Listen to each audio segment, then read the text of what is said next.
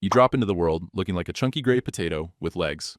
Zero chill, no filter. 1 minute, you're floating in your mom's warm as fuck belly jacuzzi. The next, boom, you are face planting into dust like a 440 pounds newborn gym bro with zero coordination. Congrats! You're a baby rhino. First L, you're already a target. Every creature's like, ayo, free steak on legs? Vultures are circling. Hyenas are licking their crusty lips. And you're just out here trying to figure out what your own legs even do. Mom's your whole Wi-Fi connection right now. If she leaves your sight for even 2 minutes, you go full glitch mode. Buffering, screaming, running in zigzags like a toddler. She's your tank, your Uber, and your only defense against the chaos outside. You try to make friends. Nope. Antelopes sprint like track stars. Monkeys eat themselves from trees like it's parkour TikTok. Even the warthogs are judging you. You're big, thick, and have a weird horn situation going on. Everyone assumes you're mad. You're literally just existing. And don't even talk about your skin. It's giving cracked concrete vibes. Dusty, crusty, thick as 5 winter coats, but still somehow mosquito-friendly. Like, excuse me, why do I have tank armor that loses to bugs? You try to drink water until you realize crocodiles exist. Your brain is like, is it hydration or horror? By week 2, you're tired of the drama. You're just trying to vibe. Eat some grass. Maybe charge at a butterfly for funsies. But life said, LOL, no. Predators, poachers, random zebras kicking up dust in your eye. Being born as a rhino? Not majestic, not graceful. It's survival on hard mode, day 1. Puberty hits, and it's not cute. Your horn starts growing. It's not even straight. It's giving that left swipe energy. One day, it's pointing forward. Next week, sideways like it's questioning its own identity. Slay? No, slouch. You try to flirt with another young rhino by snorting dramatically and stomping near a bush. She looks at you like, bro, you okay? You're not. You just watched 2 lizards mate and thought, maybe today's the day. Spoiler, it's not. You eat 60 pounds of grass daily, but somehow you're still tired all the time. Your stomach, never not bloated. Your farts sound like thunder with commitment issues. Even the giraffes give you side-eye, like, was that you or a localized earthquake? You practice charging, thinking it'll make you feel tough. You lower your horn, you run, you trip on a root, and faceplant into a termite mound. The termites, mad. You, humiliated. A squirrel saw the whole thing and will not shut up about it. Your mom starts wandering off more like she's testing if you can handle yourself now. You cannot. Every rustle in the grass feels like a jump scare. You overreact to a falling leaf. You square up to a shadow. You almost throw hands with your own reflection in a water puddle. Your horn, still growing. Your skin, still dry. You look like a crusty couch cushion that's been left in the sun for 3 summers.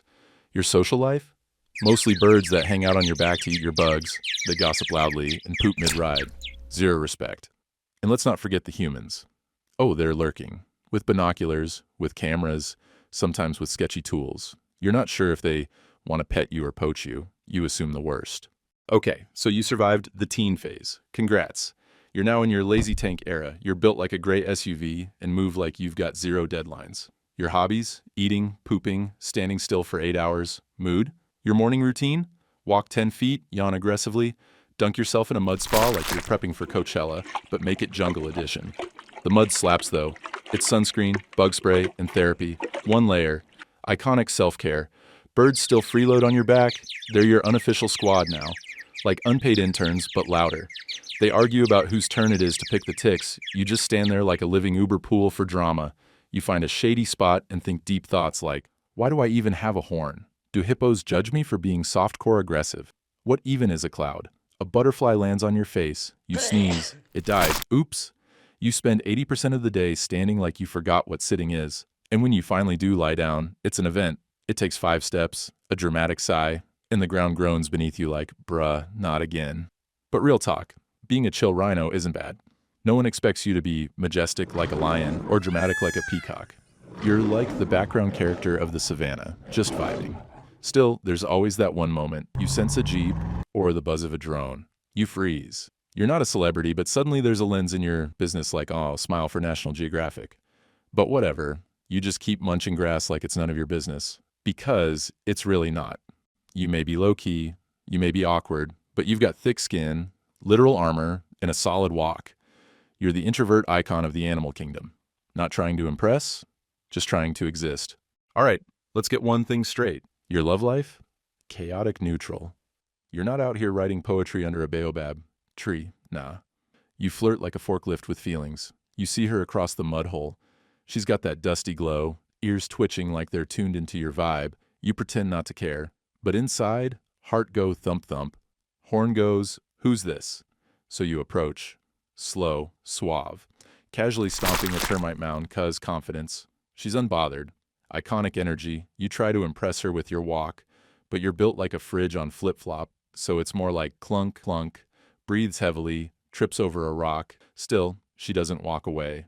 A win is a win. Then comes the dance. Not like birds with feathers and flair. No, sir. You circle her awkwardly for like 20 minutes while grunting. Romance.mp3 is playing in your head. To her, it's just a Tuesday. Eventually, she's like, fine. And boom, couple status. No candlelight, no Netflix, just two armored potatoes standing 3 feet apart, chewing grass in the same direction. Rhinos don't date. They coexist aggressively.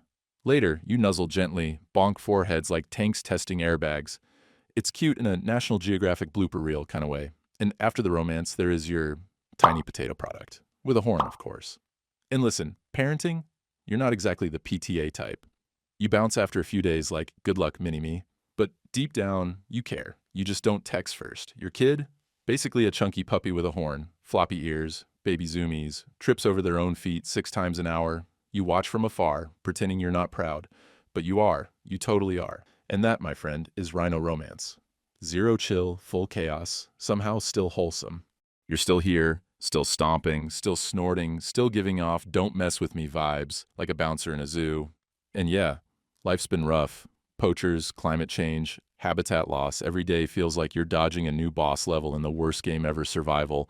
But guess what? You're not extinct. Not today. Not on your horn-wielding, grass-chewing, mud-bathing watch. Sure, the world forgot to give you armor against humans with helicopters.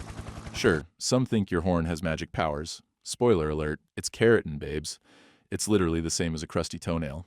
But now things are shifting. Teenagers are posting your goofy mud selfies on TikTok with captions like, me after finals. And somewhere, a wildlife team is naming you Big Mama Tank and tracking your steps like you're a celeb on a nature-themed Fitbit. You are the drama. You are the comeback story. Yes, your species got gatekept by greed. But now, conservationists are fighting for you like you're the last slice of pizza. Your babies are being born in safe zones, waddling into a future that might not be filled with gunshots and chainsaws. You're not just surviving, you're low-key thriving.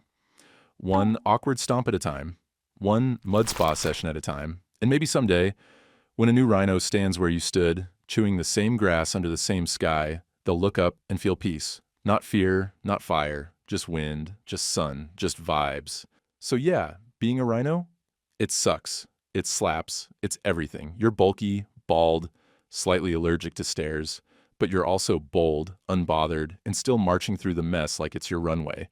And in a world that nearly forgot you, you're the reminder, the thunder that still rolls, the tank that still loves, the legend, the rhino.